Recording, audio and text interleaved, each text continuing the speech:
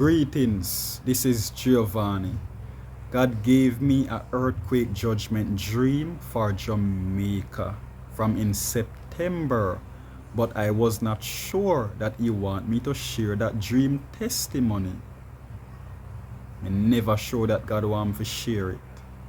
In the dream, Jamaica did broke up seriously. Jamaica was broken up seriously in a way like God is trying to destroy peoples as a punishment.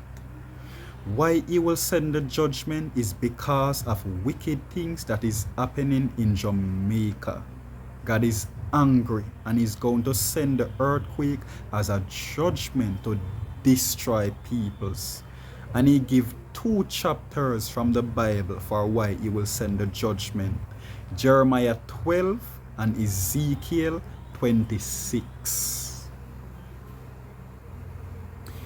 You can read the 2 chapters and you will understand a lot about what God is trying to say about Jamaica.